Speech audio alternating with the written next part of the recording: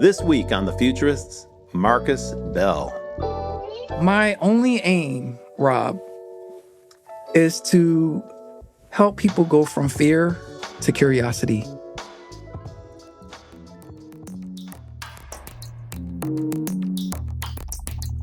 Hey there, welcome to The Futurist. I'm Rob Tursik, and this week I'm interviewing someone I've been so excited to talk to. We had dinner together about a month ago, and I said, look, I got to get you on the show. I'm so excited to talk to you about this. And the reason I'm excited about it is that everyone who listens to the show knows that I'm super enthusiastic about AI as a tool for artists.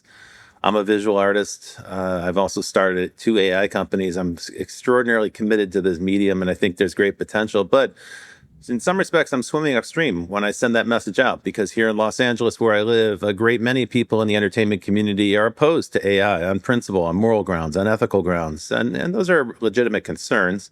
We're kind of working through that as a society right now. And I'd say, candidly, the AI companies haven't handled the messaging very well as it pertains to arts and creativity. But there is one person now that I've met, and I'm so excited because he shares my passion. He happens to be in a different field.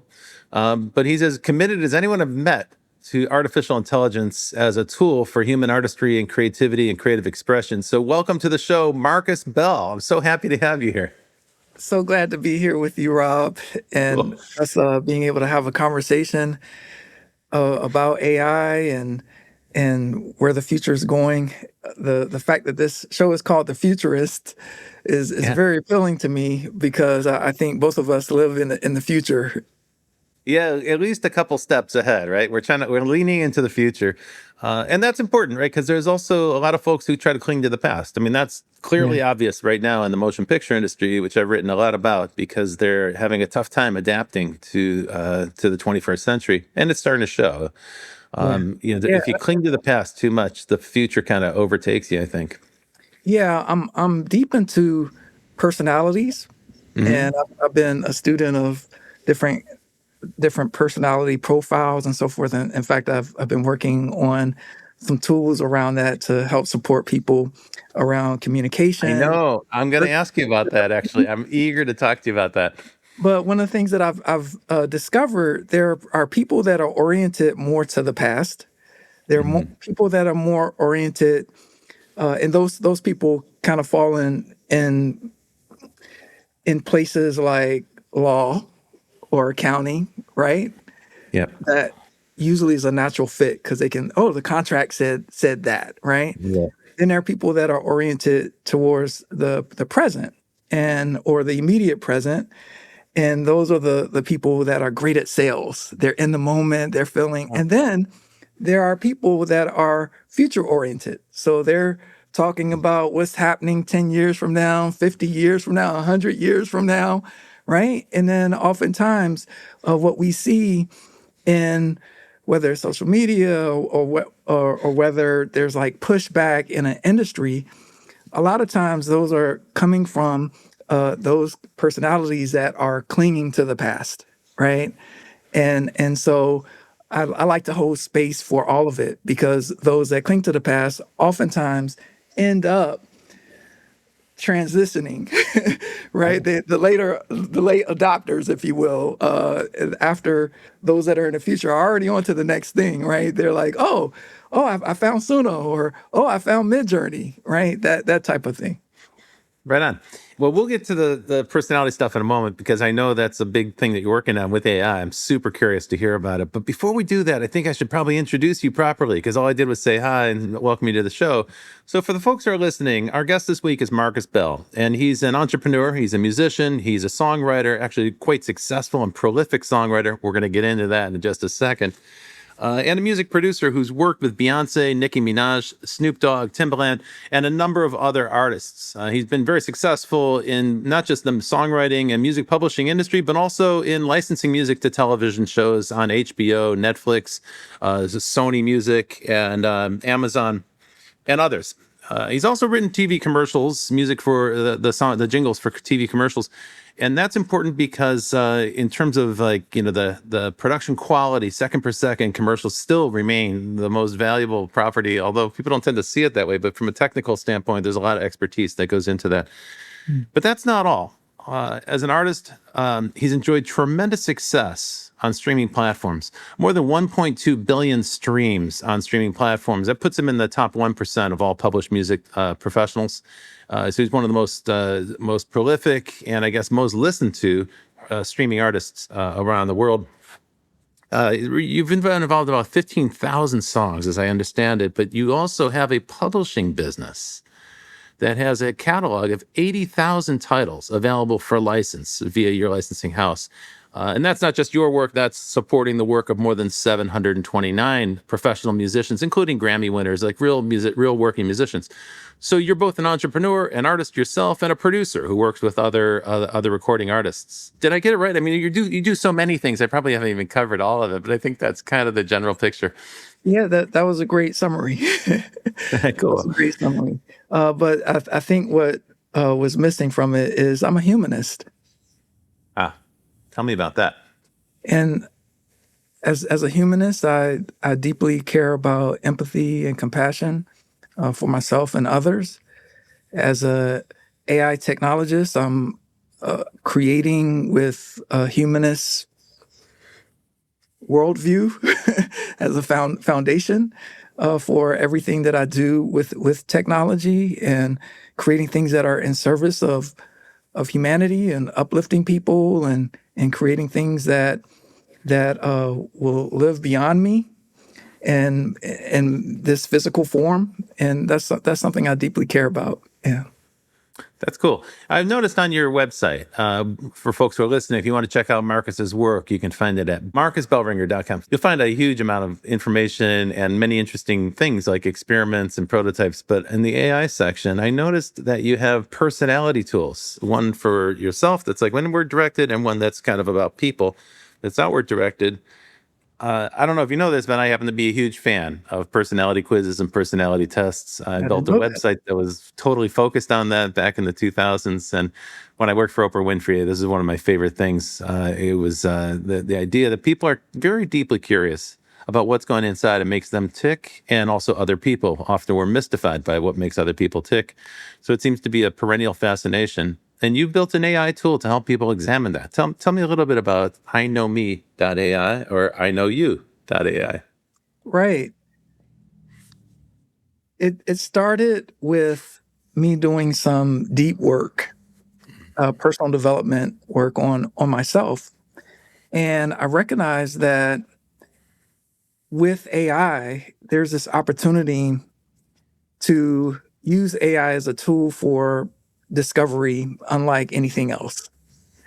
And it occurred to me that, well, there are all these different personality profiles, Myers-Briggs, Enneagram, et cetera, Colby, right, that I've studied easily over 170 of them.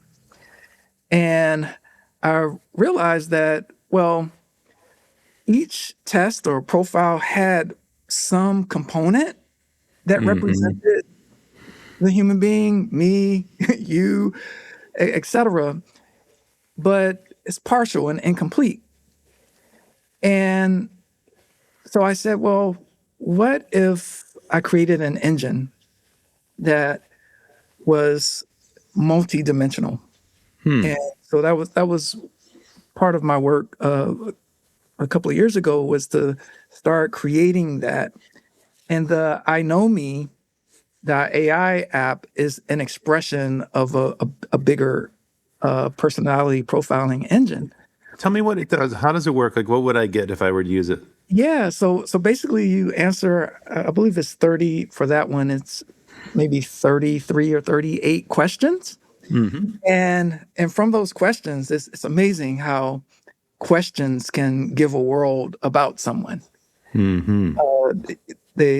I've heard expressed, you can tell a lot about someone by the questions they ask, right? But you can also know a lot about someone by how they answer questions, Yeah. right? What they And choose to answer tells you a lot. That's true. What they leave out tells you more, you know? absolutely, absolutely. And so when you take all of that to account, then you're able to see, okay, this is what your orientation is.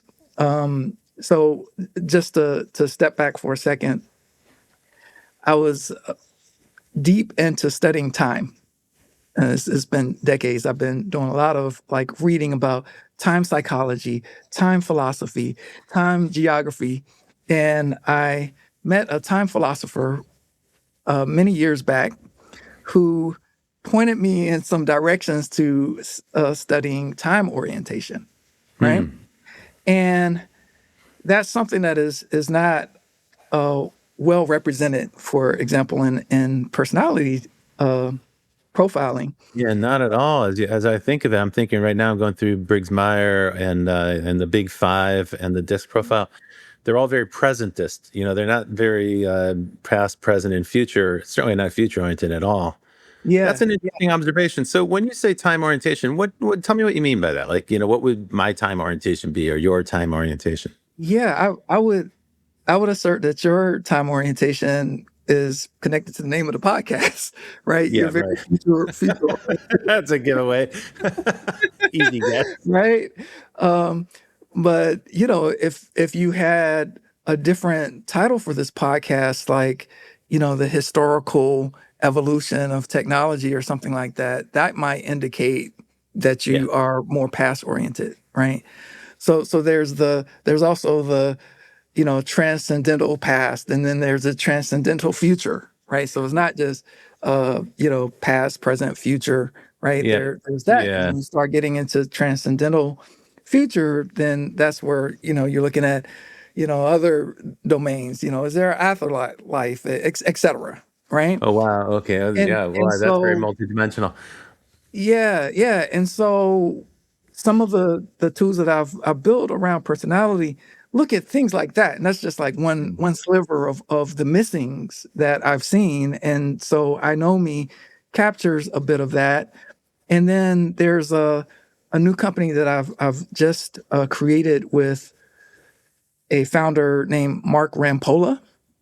He started Zico Coconut Water. He's one of the partners in Ground Force Capital, and he saw what I had created with I Know Me and some of the things that I was using inside of a project that we were working on, and he's like, "Oh my gosh, this is it right here, right? This will help organizations. This could help the companies that we support."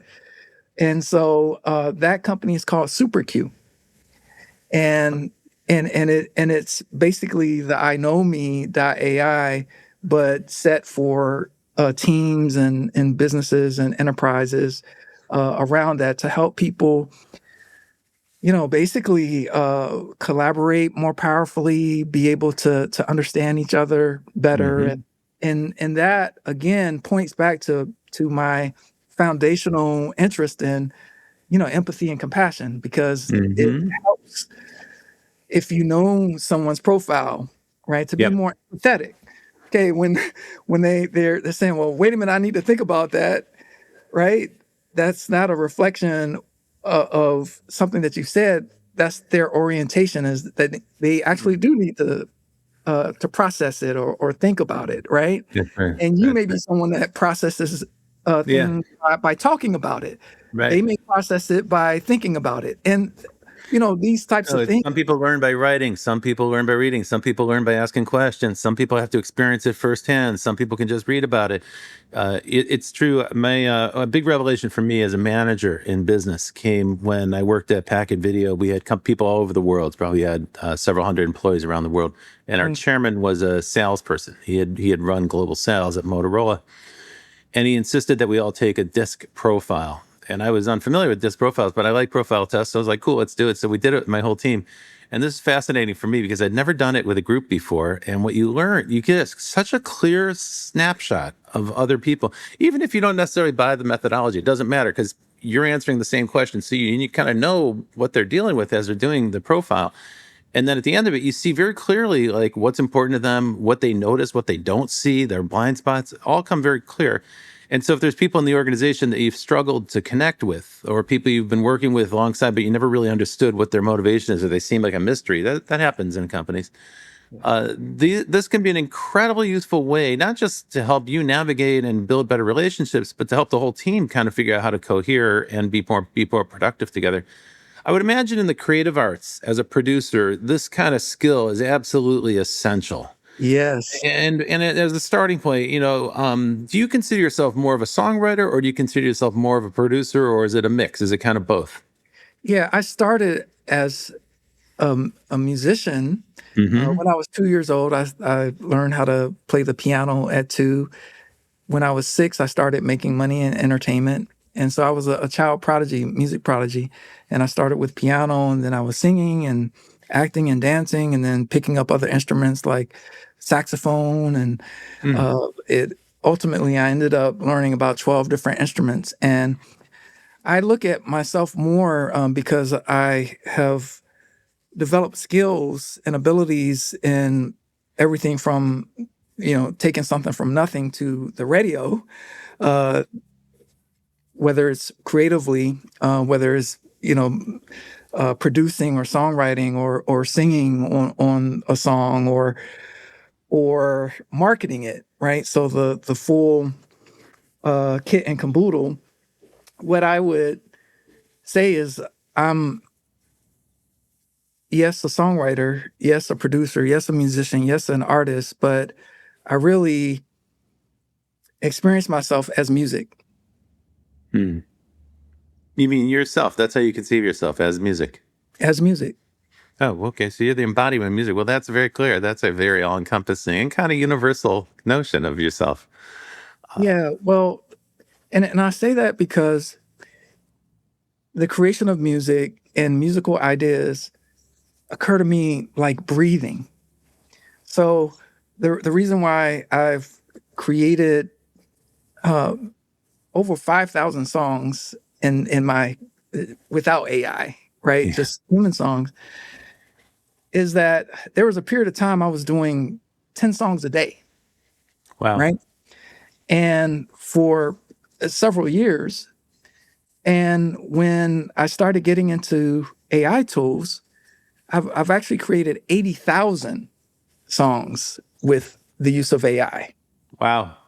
in multiple genres, all kinds of genres. I've merged all kinds of genres, created all types of That's right. You played ways. like a Bangra song for us the other night at dinner that you had just done. You were quite excited to share it with us, and it sounded great.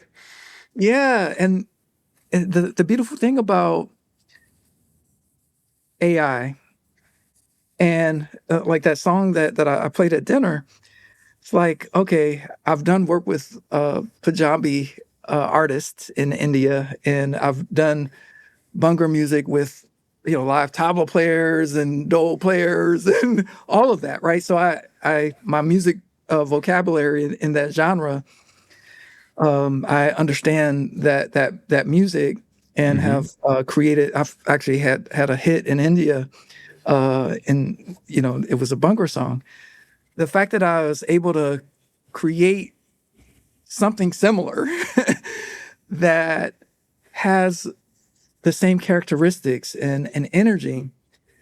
I mean, that's what has me, sleep 3 and 4 hours Yeah, a night, right? I'm with That's you. what When you're in that allows. flow state, it's almost impossible to turn it off. You're just going and going and going until you get exhausted.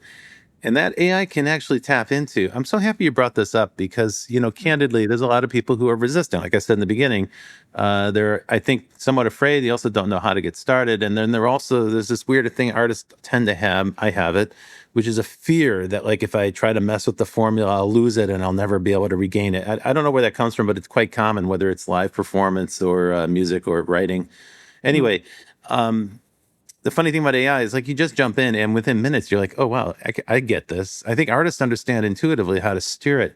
As a producer, you probably have a different perspective, and even better perspective, because the job of a producer, for the folks who are listening, I think everybody understands what a songwriter does, and it's pretty clear what a musician does. But I think the role of the producer is a little bit elusive to some people who are outside of the entertainment industry. The job of the producer is to go from nothing to something. All right, in the beginning, there is nothing. There's an artist with an idea for a song. And at the end, the producer has to deliver not just a tape, but a hit. And the producer has to listen. And it requires tremendous amounts of empathy and a willingness to sort of suspend your own ego and immerse your creative energy in somebody else's work to help them articulate what they're doing. Now, I've experienced this as an artist also when I play piano. You can't really hear yourself. You can't really see yourself when you're in the middle of the creative act. You're just kind of like creating, you're generating, if you will. Right. But it's a little bit blind. And it's really hard discipline to kind of develop the skill to kind of separate yourself back and be your own producer. Some people can do it. I have great respect. I find it very difficult myself. But what I find incredibly useful is when there's a sympathetic ear or a sympathetic looker, if it's art, visual art, who can say, hey, that's really working. You could do more of that. Push yourself over here. And they kind of like steer you gently, but they don't push you in a direction you don't want to go. They're like looking at what you're struggling towards. And then they say, hey, there's a path to this, up the slope. You can get there this direction. For a period of time, I worked for Bob Ezrin, who is a great music producer. You probably know him. At the time, he was producing Pearl Jam, and he did some benefit show with Pearl Jam, and then he was working with Pink Floyd, and I got to hang out with him while he was producing. It was so much fun to watch him in the studio because he would sit there, even when the artists were just figuring it out, and it would sound kind of awful to my ear in the recording booth. He'd be smiling broadly, like just grinning and digging it and giving good energy to them. They could see him through the glass, like they knew he was listening. He could hear them screw up and stuff, smiling and smiling and smiling. And then when they took a break, he'd say, good, wow, we're on a great track and this is going to be super. Hey, by the way, I made some notes and here's what we're going to do. And he rewrote the lyrics and he rewrote the guitar solo and he had new ideas for the drums. And I'm like, oh my gosh, he's actually kind of orchestrating all these people and bringing them together. And within a couple takes, they were on track and it was like a really good groove. And you could see like all you need is this person to kind of gently steer it. It's not what a conductor does, but it's sort of like an offline conductor. You know, you're a good listener, starting point. Lots of human empathy, lots of human understanding, and a deep empathy for the artist who's got the insecurity that they can't quite hear what they're doing. Like they're groping, they're kind of in a blind tunnel and they're trying to find their way through. Now, that's a lot of words from me. Tell me if that's your experience and if that's why you're so interested in humanity and that's how you arrived at being a music producer and someone who's so prolific in working with different artists. I love the story that you just shared Oh, thanks. because it makes me think of one of the unique abilities of certain producers. Not all producers live in this domain. Because I would reduce, what a producer is to someone that says yes or no inside of the creative process. I like this. I don't like that. I like right. And so what has happened is, and I'm gonna take a detour for a second. There are a lot of artists, and I discovered this as I was working with a lot of women artists that didn't realize that they were actually producers. And so they, have a direction. They have clarity on what they wanted to hear. They had clarity on what they wanted to hear. They had clarity on the direction of their music and so forth. But they never got producer credit because there was this assumption that to be a producer, you needed to be an engineer, you needed to play the instruments, that all these different things. But actually, producers role is like a CEO's role, right? Is to lead, right? To lead the team, to lead a recording, in the case of a producer, to an end result that could be commercial, it could be artistic, it could be personal. And I didn't know that I was a music producer. I discovered that when I was 9 years old. So someone hired me to replay a Whitney Houston song that they didn't have the karaoke for. And I'll never forget, they paid me $125. And at 9, I was like, wow. and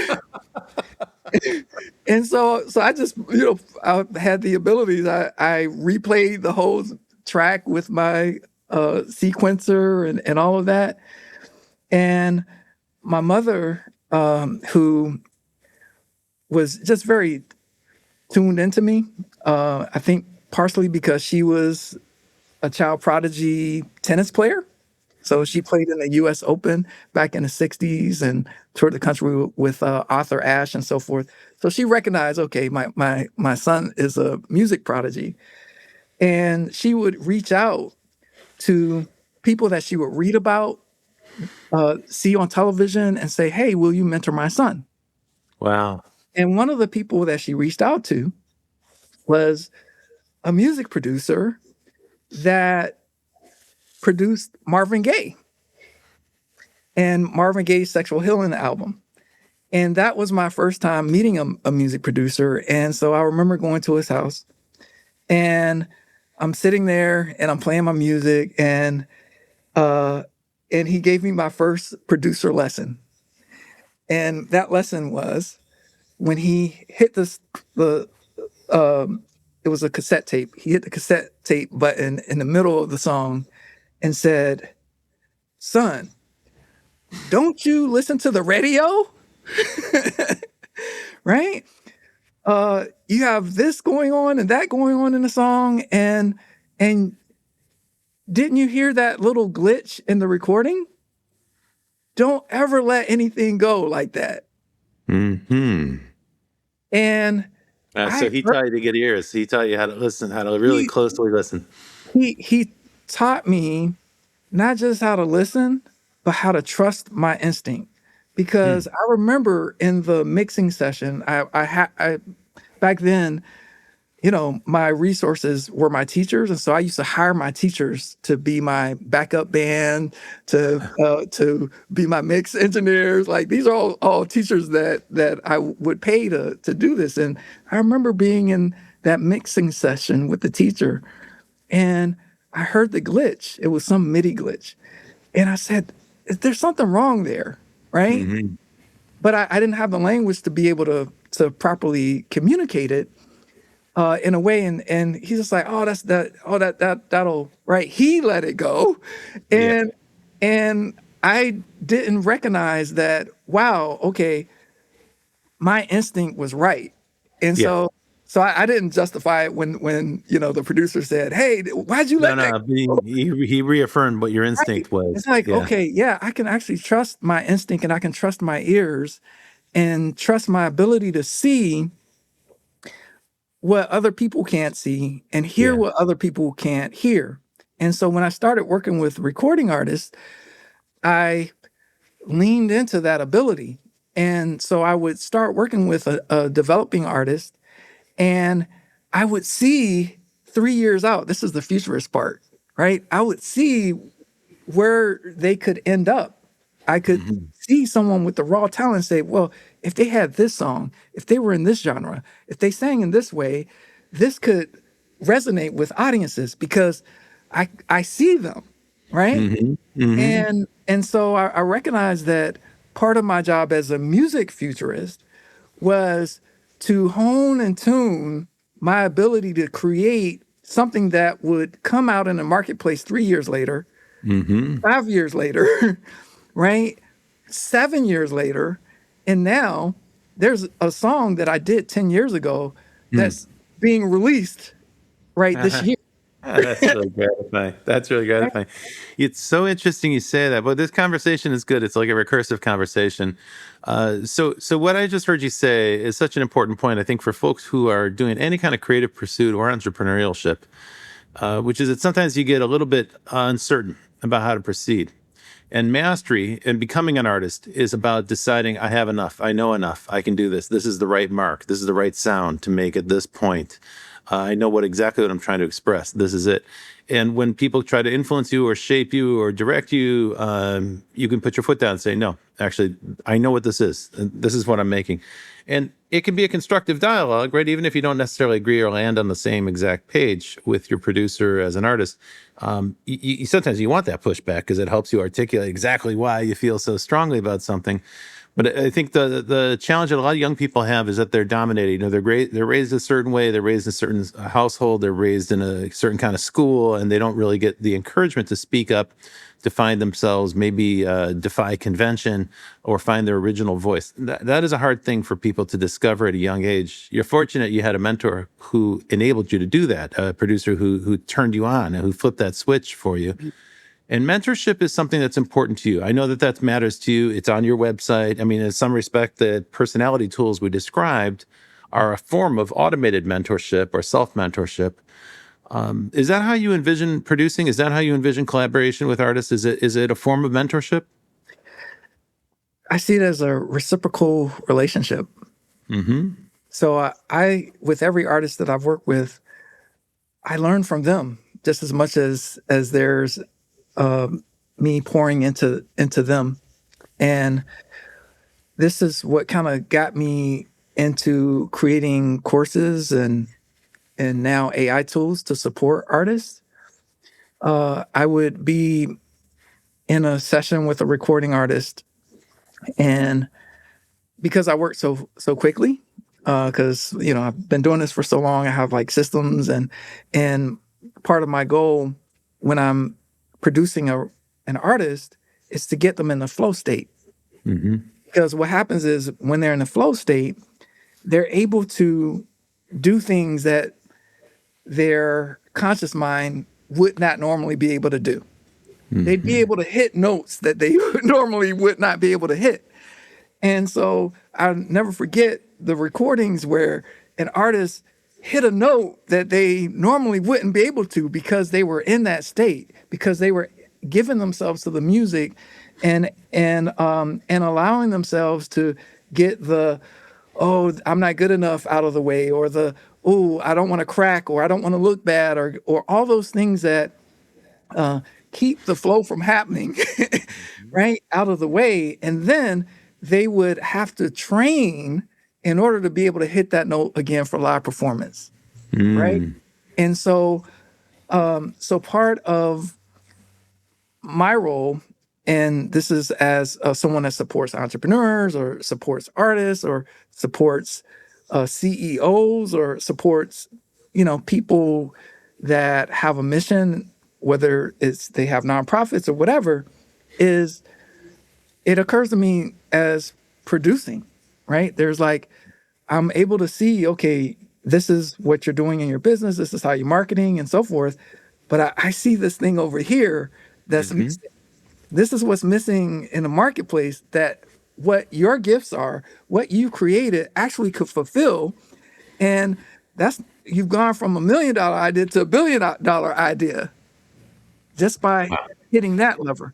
Just like you're going from a song that's personal to you to a song that will touch humanity. Beautiful. On that note, let's take a little break. We got to take a 1-minute break here. Folks, you're listening to The Futurists. I'm Rob Tercek, and this week I'm talking to Marcus Bell, the musician, songwriter, music producer, entrepreneur, and humanist. We'll be back after this. Stay tight. Provoke Media is proud to sponsor, produce, and support the Futurist podcast. Provoke.fm is a global podcast network and content creation company with the world's leading fintech podcast and radio show, Breaking Banks. For information about all our podcasts, go to Provoke.fm or check out Breaking Banks, the world's #1 fintech podcast and radio show. Hey there, welcome back to The Futurist. I'm Rob Tercek. This week I'm talking to Marcus Bell. Marcus is a prolific songwriter, musician, and entrepreneur who started a bunch of businesses. He advises CEOs and teams. He's developed software. He's really crazy about AI, just like me. Hey, Marcus, one of the things I was thinking about is you were talking about generating 80,000 songs with AI.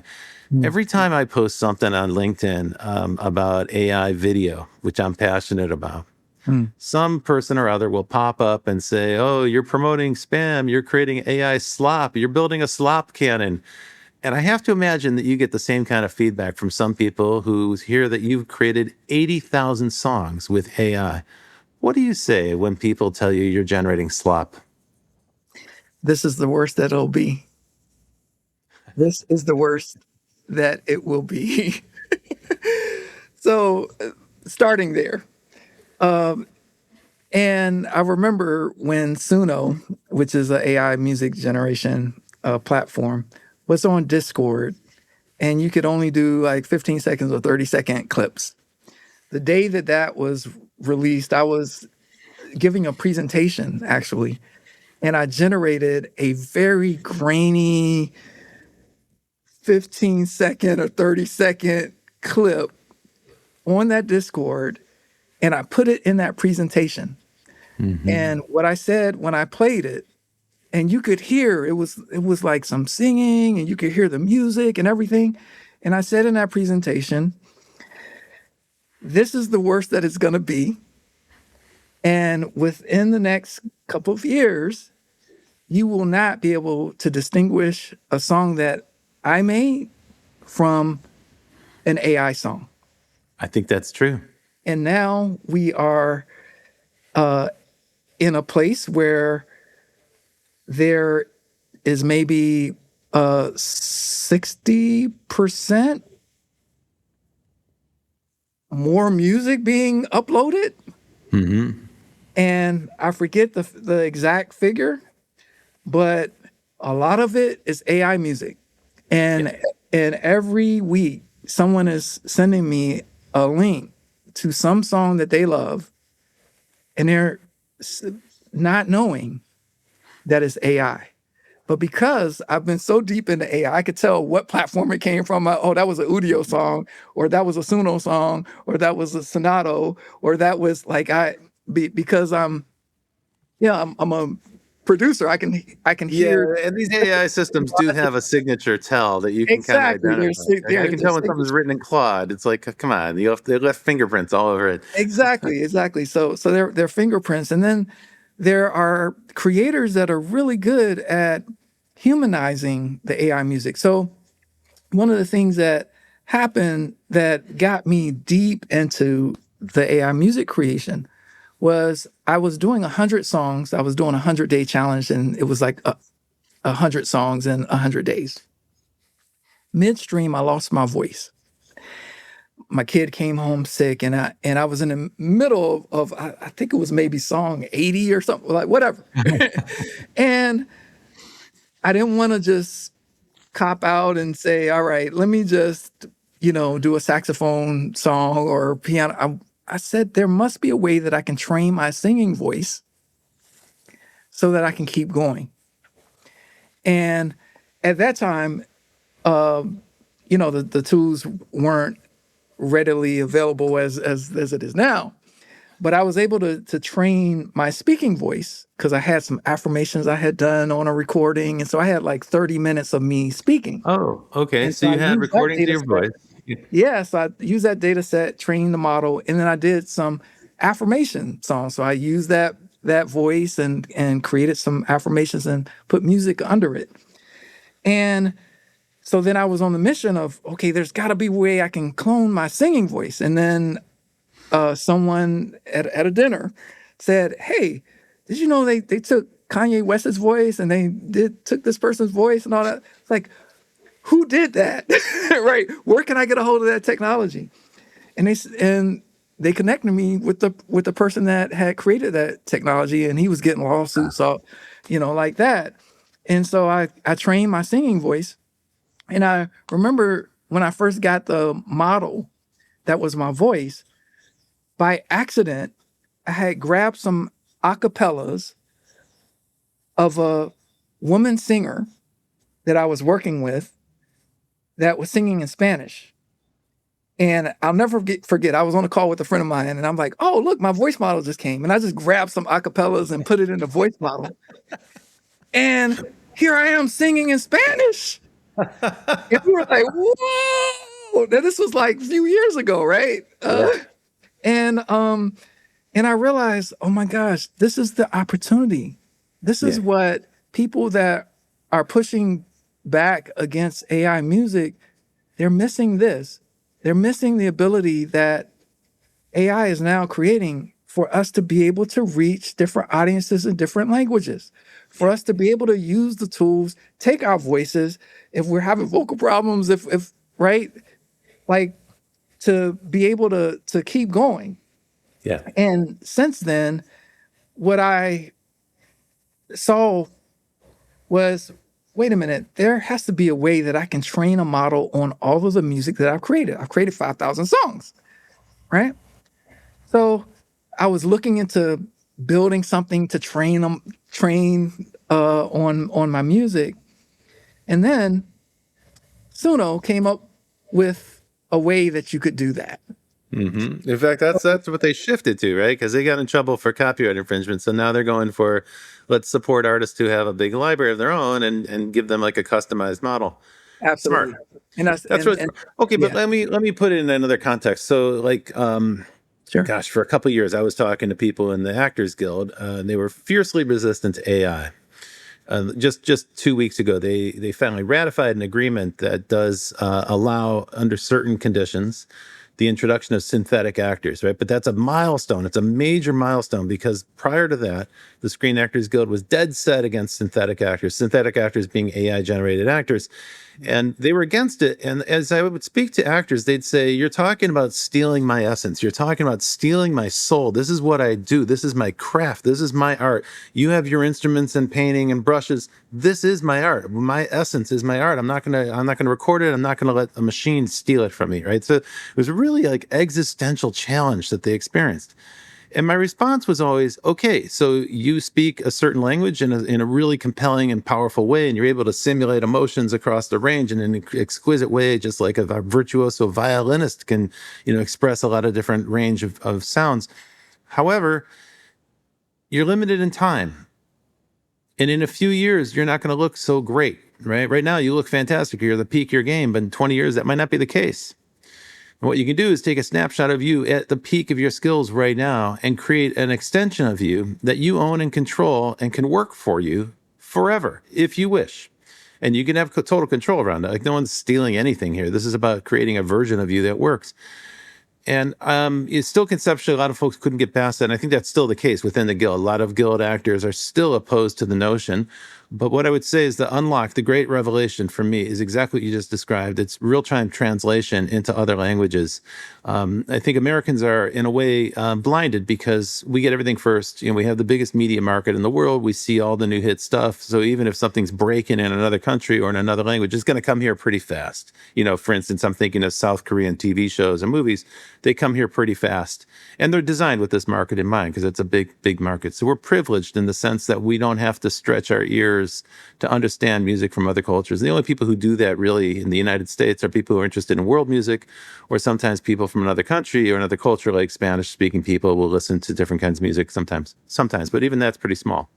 Whereas this way, any artist can express themselves in the local language, and it's effortless. I mean, that's like Tom Cruise being able to speak 22 different languages. And now 11 Labs makes that possible, right?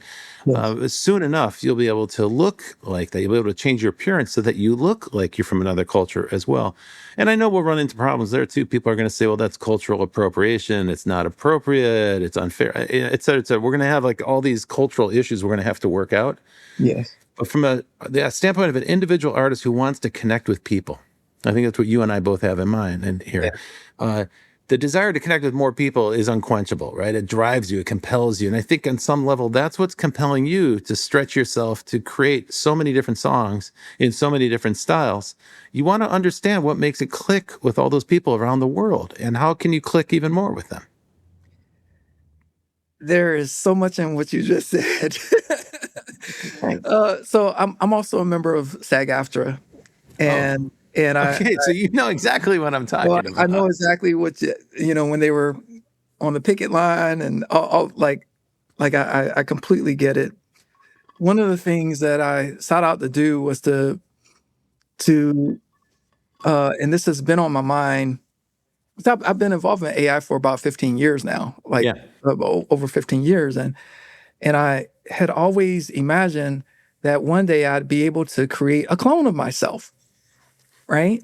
That clone would be able to live forever, that I would be able to live forever, right? So that eventually AI will allow me immortality. We talk about time, right? And so when it was difficult, I had my team come in and we did all these videos to clone my visual and persona and me doing different faces and different expressions and speaking in different ways. Here's my webinar voice. Here's my podcast voice. Here's my YouTube voice. Here's my on stage voice. Here's all these different dynamics. So you created like a digital double or a digital twin of yourself. Yes, cool. I created a digital twin of myself before they called it a digital twin. Yeah. Right. And I remember we did a test, and I was showing one of the people working with me around that time. It's like, okay, well, let's take my digital twin and we're gonna do a post real quick, and I just posted it, and my aunt, who's known me all my life, did not know that it was not me. What year is this?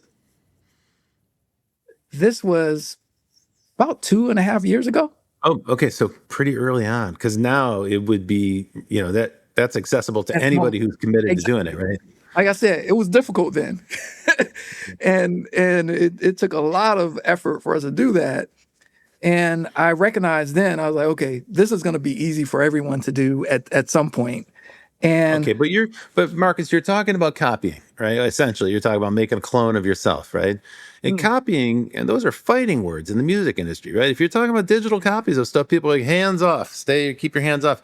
How do you deal with that in the culture that you're in, the music industry? How do you deal with allegations that you're a copy or a copyright infringer, even if it's your own work? yes, the first thing that is there for me about that, and I've been as a Recording Academy member as well.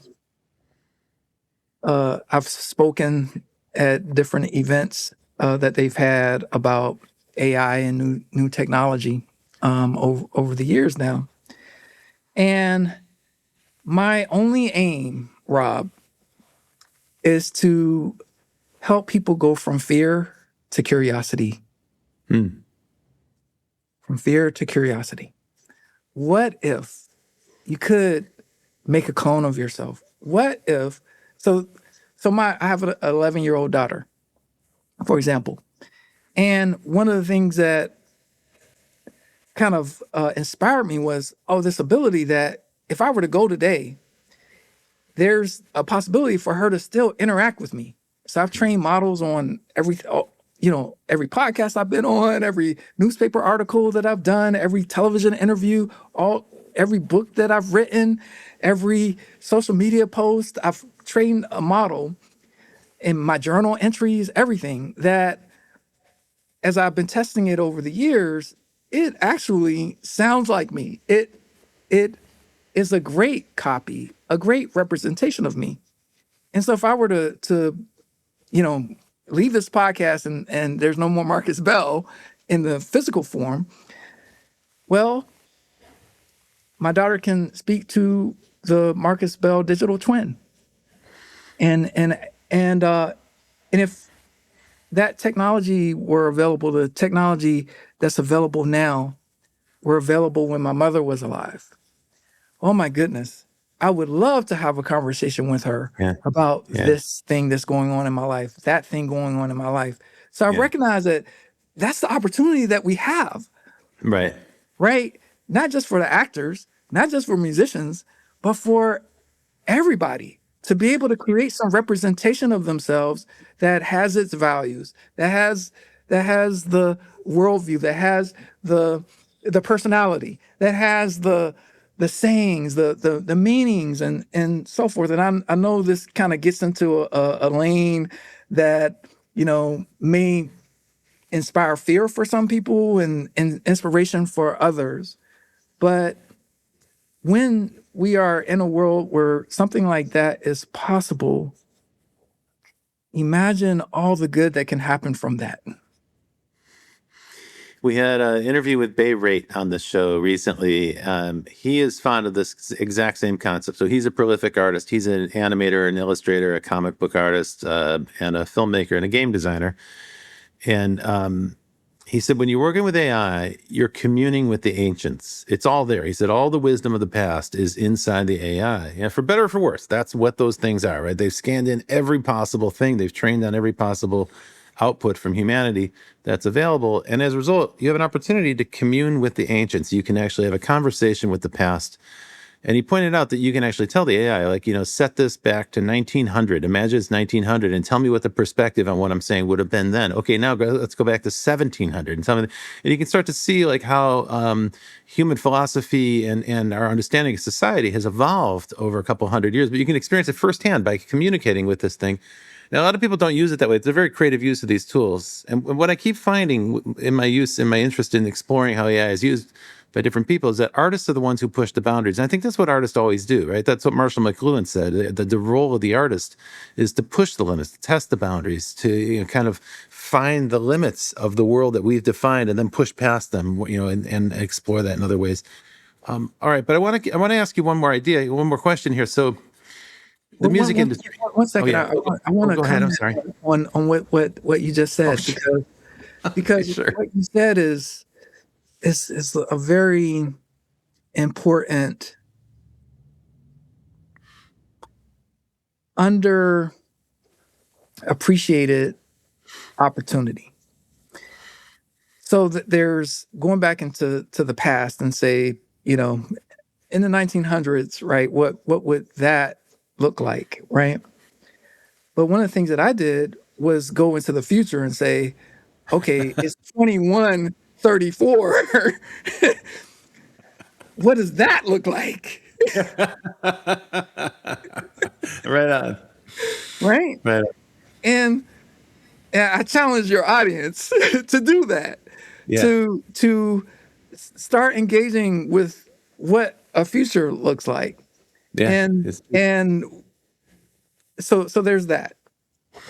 Look, Marcus, I do a lot of public speaking as you do, and I write my own speeches. I use AI for research and fact checking, but I don't let the AI write my speech because it doesn't sound like me, and I haven't quite figured out how to train the AI to sound like me, so I just end up writing it myself. That's not that big of a job for me. I can get that done. But what I do is I feed that into Claude, and I'll say, okay, I want you to attack this. I want you to attack this from different viewpoints, and I'll put it in different roles. I want a skeptic. I want someone who is, a financially minded person, like a CFO or a business strategist. I want you to bring a critical viewpoint to this thing.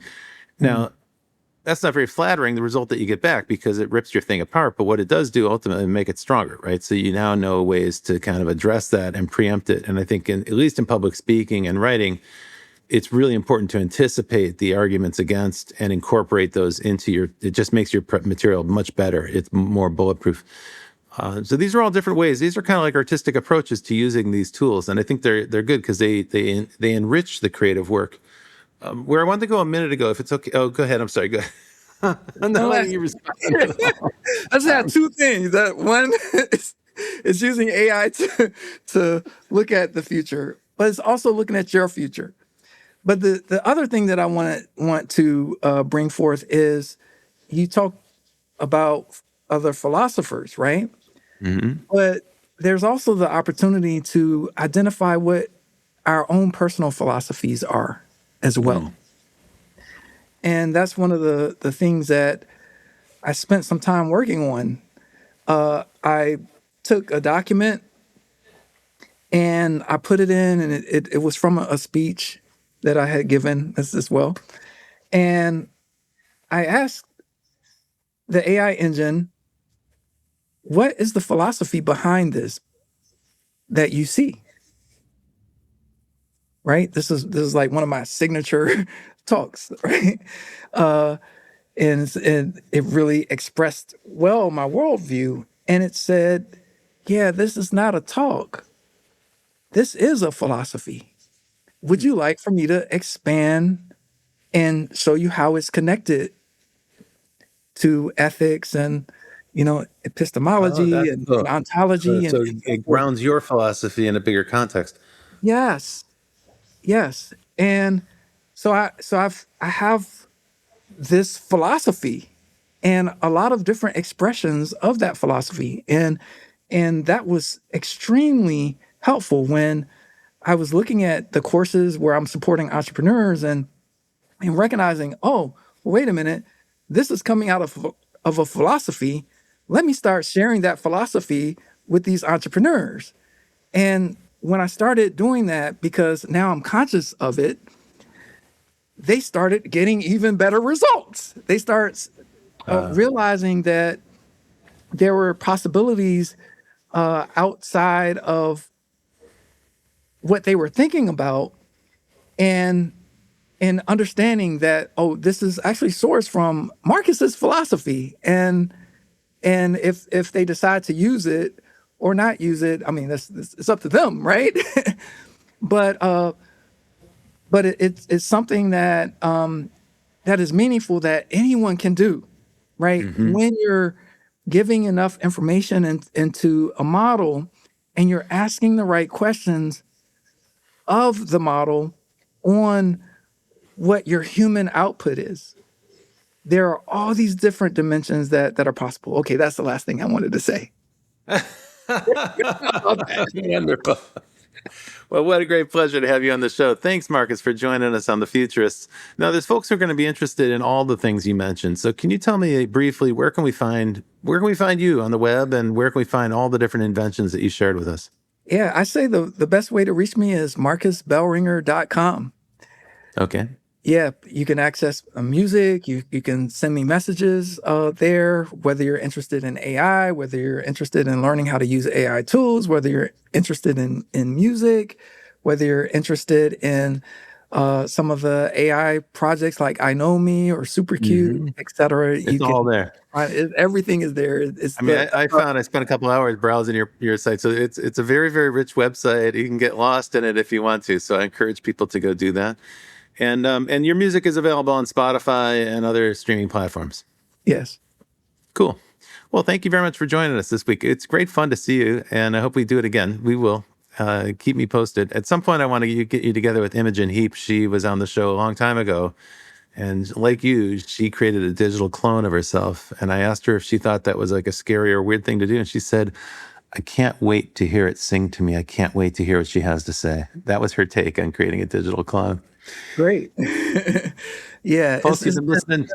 Okay. Yeah, it's been a pleasure being on your show, Rob. And the thing that I love about how you are as a podcast host is that you bring as much value as the guests. Well, thank you for that. Some people don't like it because I interrupt too much. It's more like a conversation. That was Brett's original concept for the show. He's like, let's have conversations about the future. Well, thank you very kindly for joining. We'll have you back. And folks who are listening, you've been listening to The Futurists with me, Rob Tursik, as a host. This week, my guest is Marcus Bell. And next week, Brett and I will be back with more people who are thinking about shaping and influencing the future with their work. Can't wait to hear from you about this show and other feedback you might have. If you like the show, please let other people know about it. That really helps drive awareness. In the meantime, I will see you in the future. Well, that's it for The Futurists this week. If you like the show, we sure hope you did. Please subscribe and share it with the people in your community. And don't forget to leave us a 5-star review. That really helps other people find the show. And you can ping us anytime on Instagram and Twitter at Futurist Podcast for the folks that you'd like to see on the show or the questions that you'd like us to ask. Thanks for joining. And as always, we'll see you in the future.